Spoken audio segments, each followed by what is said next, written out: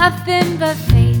There's things far too great that I want to accomplish. I'm hoping 25 hours a day, but something good works out, and I'm just like, dang. Think everything's gonna be okay. Yeah, I'm like, dang. Think you might just know the way. I'm like, dang. Welcome to Dang. Dang! I'm Todd Bridges. And I'm Bettijo Bridges. Mm-hmm. And Today's what?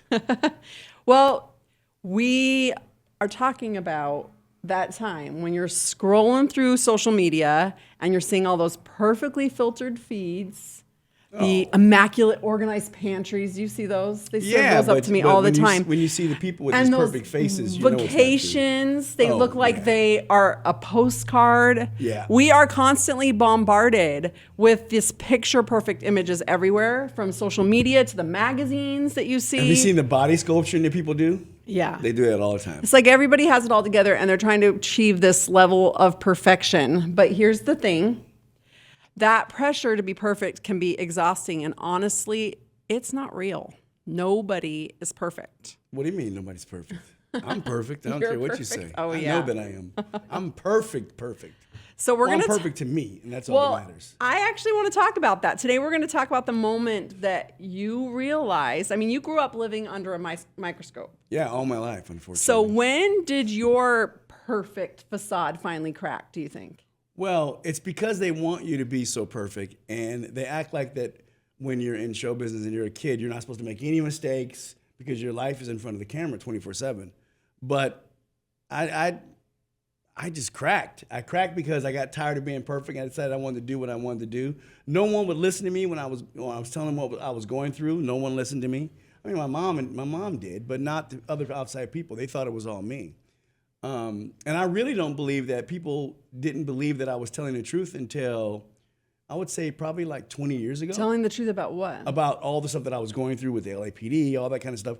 No one believed me until racism stuff. They didn't believe me. So I think that when I cracked, then I just like let loose. It was like a big explosion. When I cracked, I was on crack. That's what happened.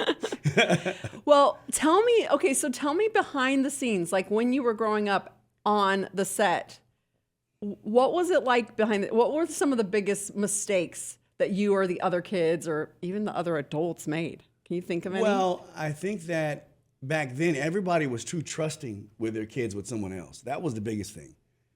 And there was a lot of things going on in those days, that people didn't understand that could happen to children. Yeah. But also I think that what was going on was there were some of these kids that were literally running their households, you know what I mean? Like, unfortunately, Gary was running his household. It was all about him. His parents quit their jobs, and he was the breadwinner. So he got to do and say whatever he wanted to do. That's just how it worked. For me, it didn't work that way. My parents had jobs, so it didn't really matter. I didn't get no say so. I mean, my dad woke me up at midnight because I forgot to pick up the dog poop at one time, and he made me pick it up. So they didn't really care about that. So did you feel a pressure to be kind of flawless? Well, you feel that pressure, but the bottom line is you realize you're not flawless. You're going to make mistakes.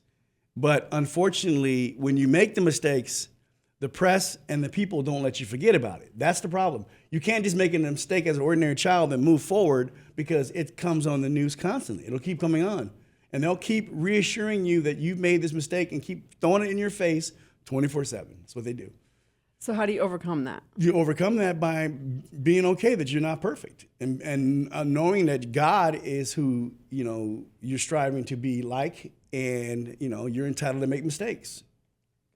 So I think I come from perfectionism too, right? Like that that was a big part of. What do you mean you come from it? You still are like that. No, I am so much better than I used to be. You mean you were worse? I was totally worse. Yeah. Yeah, I've come to understand that I need to just kind of the pick your battles, I think is how it started, was deciding what things were really worth the effort to try to push all that way to perfect and what things really weren't. And then the idea that, when I was in the early days of my blog, my Paging Supermom blog, I would actually, my perfectionism was like full speed because I could achieve some perfection. There were times when I was, for that little screen, that little crop of what the camera was seeing, I could make that perfect. Okay, but that was really, but is that perfection? Because all around it's a mess. Exactly. So is that perfection? But or it felt so good. It's a tentative of I know, but it felt so good to be able to achieve that perfection in that little screen. And I think that's why I loved doing it so much. It was a way of me being able to kind of bring some control to the chaos. And I actually think that's what underlies perfectionism. It's about wanting to feel some sense of control over your life when your life is out of control. And that's why it made so much sense that I loved that. I had 2 little kids. Life was completely, I had like no control over my own life. I was at the will of whatever my toddlers needed. I was, struggling with some stuff in my marriage relationship that were hard. And I just think that created this outlet for me, not just like I think on the surface, I was like, it's a creative outlet. I'm expressing my creativity. And it was creative and it was fun in that way. But I think that I really was enjoying being able to create that little picture of perfection. Well, that's where Piper got it from. Oh, well, there's a lot of sources. It's not all from me. Yeah, but also now I see why Adelaide's the way she is too. Hers just like blah. She doesn't want to be perfect. She just likes to hang out and do what she needs to do to feel good. And I think that's important that we realize that you don't have to have perfection to feel good. You can feel good without it. It's like I now know there can be chaos going on around me, but if I'm okay with myself inside, I'm in that perfect moment. Well, and it's human nature to want to feel a sense of control. But what we want to control is our own lives. Yeah, but the only way you can control it is not to control it. Is not to try to control other people. I'm reading a book right now. It's really good. It's by Mel Robbins. It's called Let Them. And she's telling her theory. At first, it kind of sounds like you're just signing up to be a doormat and let people walk all over you, because it's all about just letting other people do what they want to do. Just let them. Let them be. And she does have to clarify that this is for relating to other adults, because when it comes to children, you can't always just let them do whatever they want to do, because they won't pick the right things. But for adults, yes, you have to. Her idea is that you let them. You don't. We waste so much of our energy and our emotional well-being trying to influence or get other people to do stuff that we want them to do. And it's all wasted. Yes. Because the key of human nature, and she cites tons of, psychiatrists and lots of research, Harvard research, MIT research about how the way that humans are programmed, when somebody is pressuring us to do something, we literally try to do it the other way. You are actually more of that than I've ever seen. If you try to control me, I will do the opposite just to drive you nuts. Actually, there's a really funny story that illustrates just how ingrained in human nature this is. My sister Becky, her daughter, I think she was toddler age, right? So probably like 2 or 3. She was old enough to climb a ladder, but young enough to not know at all what was good for herself, right? Somehow a ladder had gotten leaned against the side of the house. Okay. And her daughter was playing in the yard, which normally would have been fine. And she just had this feeling to go out and check. And she went out, and her daughter was literally climbing up the ladder onto the roof of the house. And she climbs up the ladder, and she's chasing after her. And she is realizing, because the age, and just human nature, she's like, if I don't handle this perfectly, I am going to send her off the edge of the roof. Yeah. Because as I'm going towards her, she's going to go the opposite direction. Yeah. And I know she handled, obviously nobody got hurt. She got it. And not obviously, somebody really could have gotten hurt. She did get her down without any,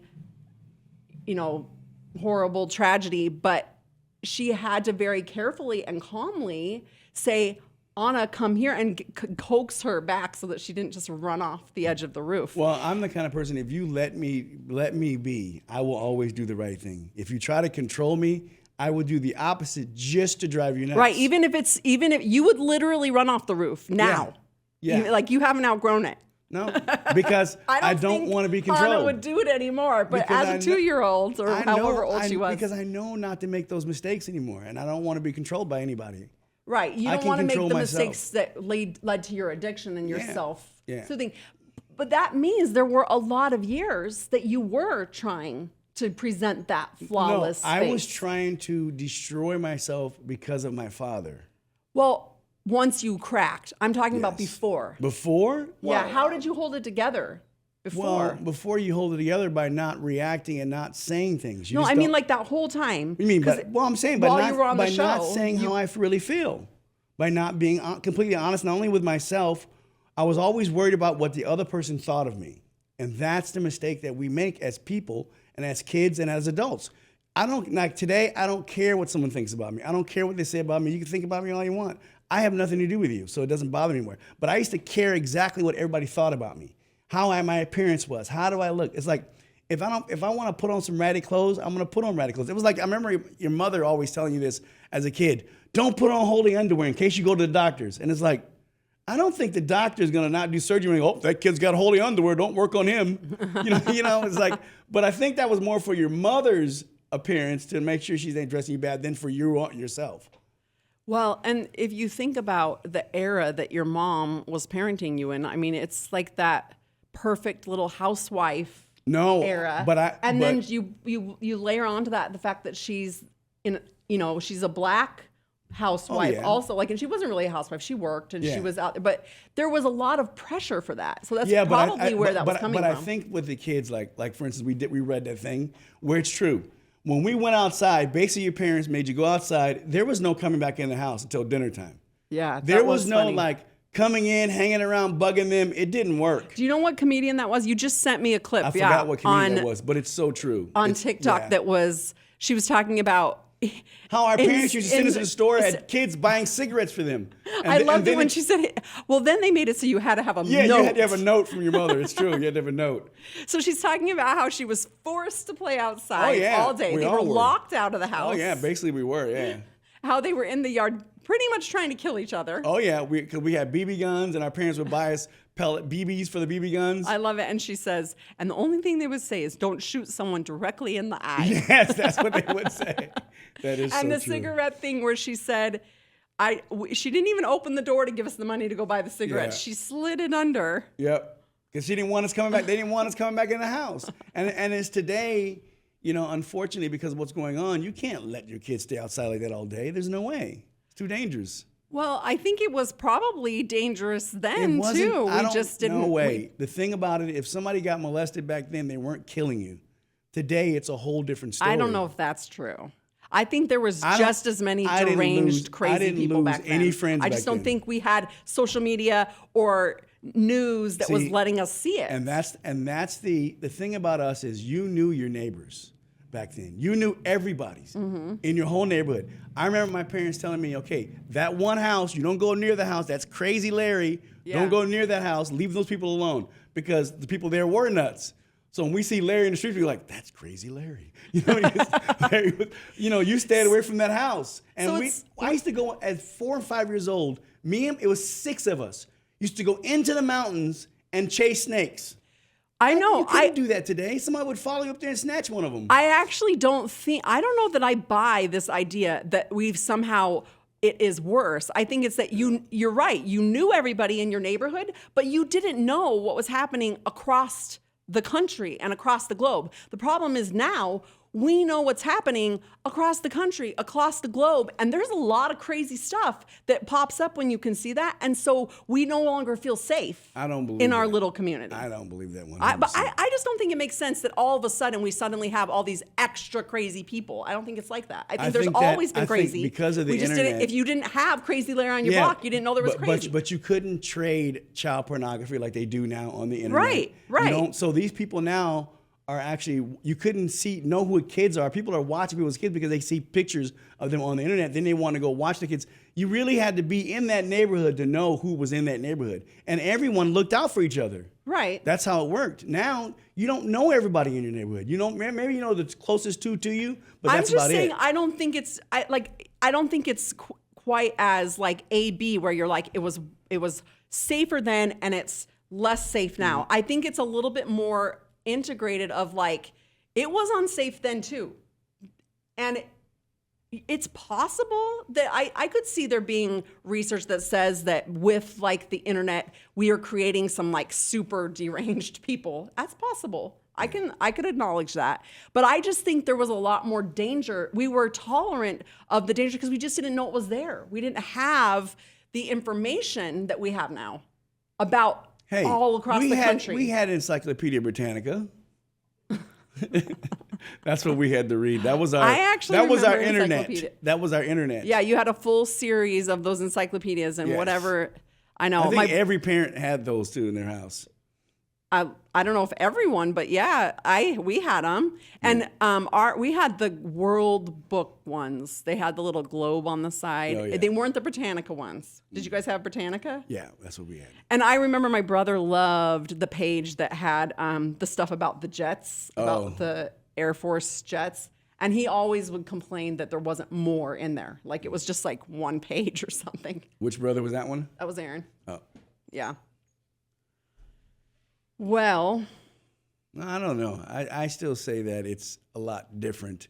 It's definitely different. I'm not today. arguing that it's not different. I'm just saying I think there was a lot more danger than that we just were oblivious to back in the day. I don't know. I guess, I think also the news was a straight shooter back then. What you actually heard on the news was actually real compared to today. You're hearing what they want to tell you. Well, there's just so much. Yeah. The issue, because I went to school for journalism. That's actually what And what made you not decide to do it? I got married really young and just kind of my life went a different direction. But I really do, I remember sitting, because I was in college at a really interesting time. It was when I was in high school, the internet was very new and it was all text. There was no pictures. You didn't even have like a domain name. It was the IP addresses that you would have to type in and it would take you to pages. Yes. And it was in college, like I was a freshman in college, right there between like my senior year and freshman college was when they started doing where you could have like a word as your domain name. And then it progressed really quickly from there. But I remember getting like a Yahoo email address when I was going away from home. And so But that wasn't the first one. The first one was AOL. AOL. We never had AOL. That was the big one. We did. Yeah. That was the big one. And then we did have internet. We weren't using AOL. We were using something else. But when I went to college, I got my first email address. And in college, a lot of I was studying journalism and communication, and a lot of what we would talk about in some of these more theoretical classes was, what is the internet going to do? How is it changing? 'Cause newspaper, I was on the newspaper. Who reads a newspaper now, right? Like an actual physical paper. But I was working on an actual physical newspaper. One of the jobs I had in college was to go get the newspaper printed and distributed on campus. But we were talking about and theorizing about what does the future hold? How will we be getting our news in the future? And we're actually kind of with AI getting to I remember brainstorming and talking about how we'd have these little agents that would go out and search for and bring us back what we felt was relevant. And you can see that happening so much now. But what I'm getting to, in our discussion of whether it's bad or worse or not, I think the issue is that because there is so much information now, we give a lot of power to those people that are giving us the news because they get to pick and choose. They can't report everything. There's too much. So they're going to choose, and what they choose to focus on will completely skew and sway our view. Well, they focus on, now it's more about, I think the news now is more about their commentary. Well, exactly. They can, because there is so much to choose from, the truth anymore, by filtering out what they want to filter out, they can create whatever picture they want. Yeah, well, they say how they feel about something. It's it's not considered anymore news. It's considered opinion. It's mainly opinion now. They give their opinion. I actually remember when right after college, I was living in Washington, D.C., right around 9/11, and then after that, and we were getting a physical newspaper still. I think we were getting the Washington Post. And that's actually when I canceled my subscription to the newspaper, was I read an article that was on the front page, and I remember I studied journalism, so I understand the inner workings of all of that. And the front page, it was not an opinion piece, it was just a regular article, and it was the lead and the full, like, it was totally opinion. And I was like, this is ridiculous. Well, remember they used this to is not where this no, belongs. They used to have the opinion. It was an opinion page. Yeah, page, yeah. Right. And if you ran, like, if there was maybe a particularly good opinion feature or a column that they ended up putting on the cover, they would put very strong lettering that would say opinion, so that you knew this was, because that was like balance in journalism was a huge part of what I taught, what was in our curriculum. And that's when I remember I saw that shift happen, where this Washington Post article, it was not designated opinion, it was a straight up news article, should have been unbiased news, and it was completely opinion. They were saying things as if they were factual that were completely I think we all carry our biased opinion. We all carry that. But I think going back to this, what you were saying about the perfection thing, we all carry the bias side as perfect as we can see it for ourselves. Yeah. It has to make sense for us. We distort it. Yes. Yeah, to make it feel right to us. Yeah. Yes. And that's what we do. It's like, if you look back in the times that black people were allowed to start voting, it was the same thing. They're taking our jobs. They're doing this. They're doing that. And we're coming back to the same things again, where we're blaming someone else for things that we're not going to want to do anyway. And I think that when we look at what's going on, people are just how they feel. They're going by how they feel. And that's swinging votes. It's like, if you look at now how president candidacies are run, you don't have to tell the truth. You just have to tell what you want people to believe that you're thinking. And it works. And you can definitely get a skewed story out there, because there's so much, there's information content overload that you can find whatever you want to find out there. You decide what it is you want to show, what you want to prove, and you can find it to support it. And I think that going back to that let them theory that I was talking about, that book that's really good, it's this idea that the other half of the theory is you let them, but then you let me. And that's actually where you focus. That's where your power is, on what am I going to do? They're going to do this, and I'm not going to concern myself with trying to change what they're doing, but I get to change what I'm doing. I get to change how I'm showing up. And that's really powerful. So instead of knifing them, I shouldn't knife them. I should just shoot them. I'm just kidding, honey. I knew that would throw her on a complete different loop. So you're saying that I get to choose how for me? Right. Well, the only person you can control is yourself. Yes. Right? That's the only person you can control. So you're going to let the adults in your life do what they want to do, and then you're going to let me decide how I want to show up, what do I want to do? One of the examples in her book that I actually really liked, she talks about there was a weekend where she was double booked. She had some really good friends that were having a big birthday bash weekend, and her grandmother was coming from out of town for the weekend. And she's like, I genuinely wanted to do both things, and I was not sure how to resolve the conflict. And so she said, ultimately, I just decided that what I wanted to do was to split my time between the two things. So she said, I spent the evening with the Friday night with my girlfriends. We stayed up late talking. We had a great time. She said, I got up really early. I drove 4 hours to my parents' house and then was there for my grandma. She's like, what ended up happening was my friend was mad that I left early. My mom was upset that I hadn't gotten there sooner. And so if I had been focusing on trying to please them both, I would have failed. I would have gone all over, bend over backwards, tried to be there for both things, driven 4 hours between them, and I would have failed because neither of them were happy. But she said, but my goal was actually to do what I wanted to do, which was I wanted to be there for both. But that's what you and have so she's to like, do. so I succeeded. I felt like it was worth it for me to be in both places. But that's what the important thing about it is, always doing what makes you feel good. Because if you do what makes other people feel good, you're going to be a miserable person. But do you know what? When I hear that, because pleasing them is like too hard, too difficult. I feel selfish when I hear that. Yeah, but it's not selfish. I know, but the way that I was raised, like culturally and my upbringing, that feels selfish.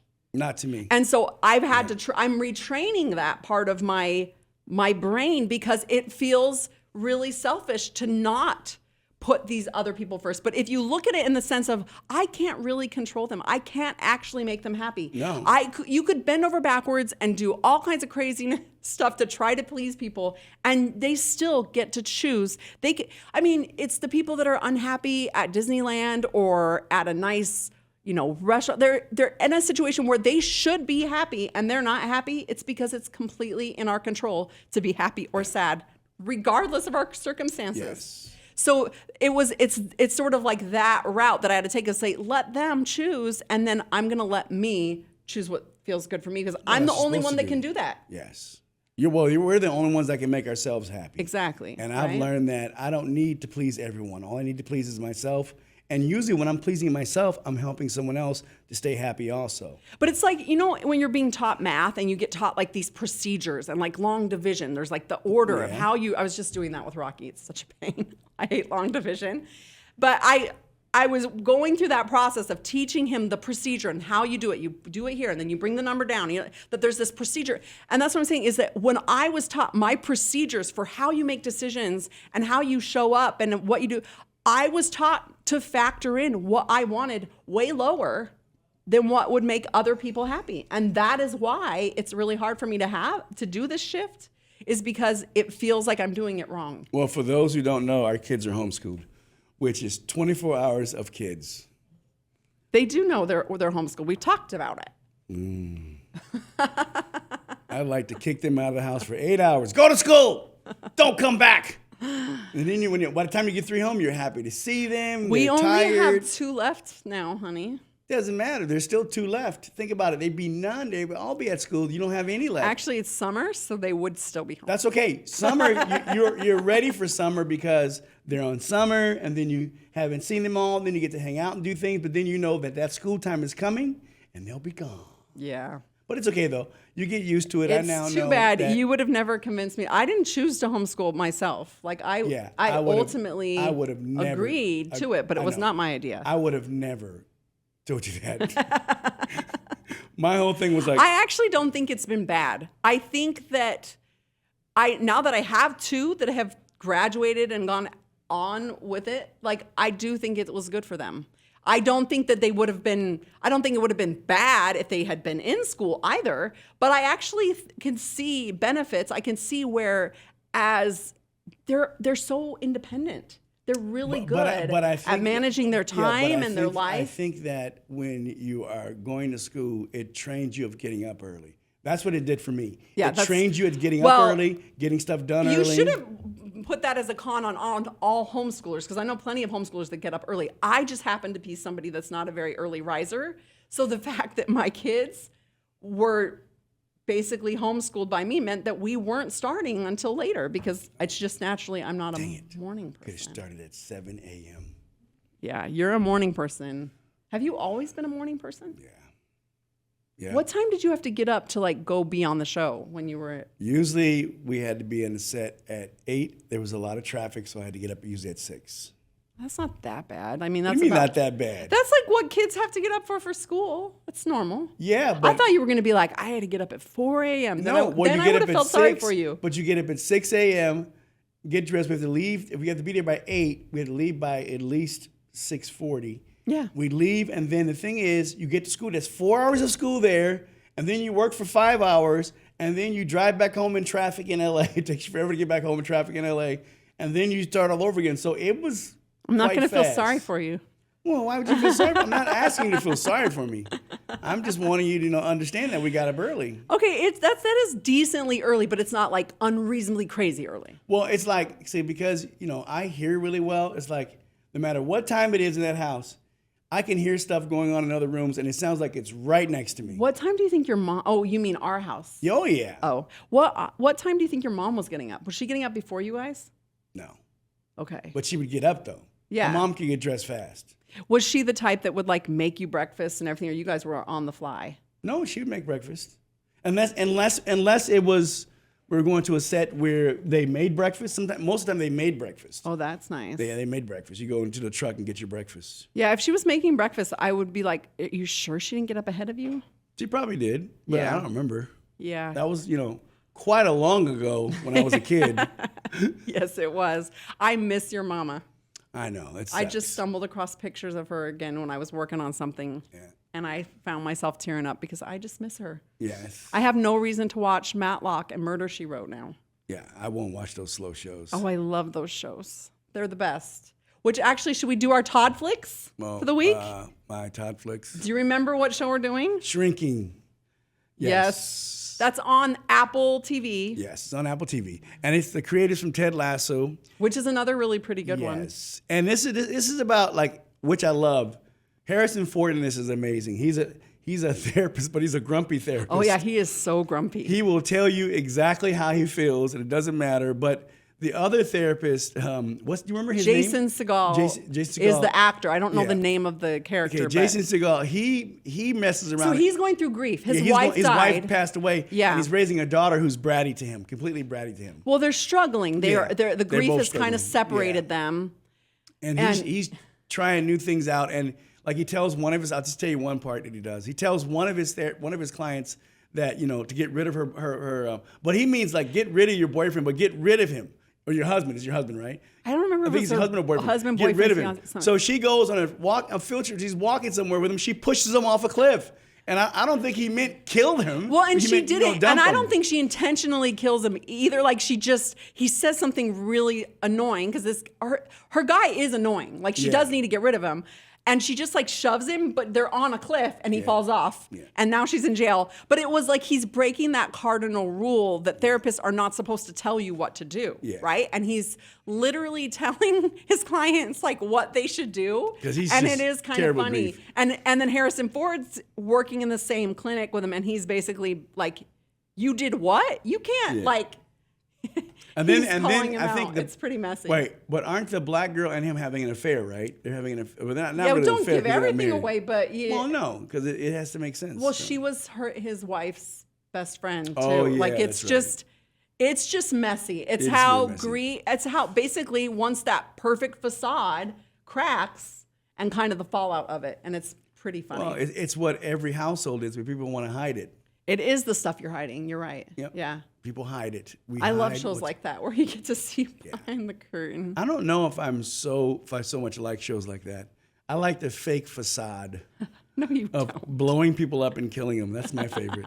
Because it's doing exactly what I can't do in these movies. That's true. And I actually think that's what Harrison Ford nails this character. He is so Because good. Harrison Ford is not a grumpy guy. He's a very nice guy. So probably being this grumpy guy is the best for him. It comes across so Yeah, well. because he's So very funny. check it out. He reminds me of a grumpy grandpa. When you have a grumpy grandpa, that's probably Yeah. how I'm going to end up, as being a grumpy grandpa. Oh, you're already there, honey. I'm not a You grandpa just don't yet. have any grandchildren yet.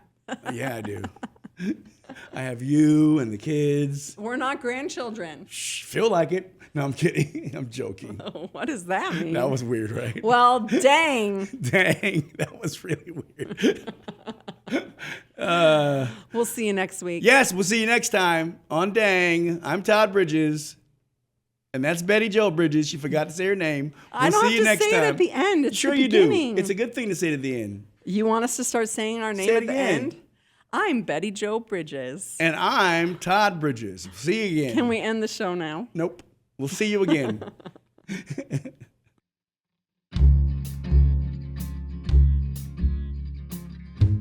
Dang is produced by my wife, Betty Jo Bridges, in collaboration with Star Worldwide Network Studios, and edited by our daughter, Adelie Ann. She's also the musician responsible for our theme music, so go check out Adelie Ann wherever you stream your music. Have a question or topic you want us to cover? Send us your suggestions at dangpodcast.com. Do me a favor. Please subscribe and rate our podcast to make it easier for others to find. Have a great week. Yeah, I'm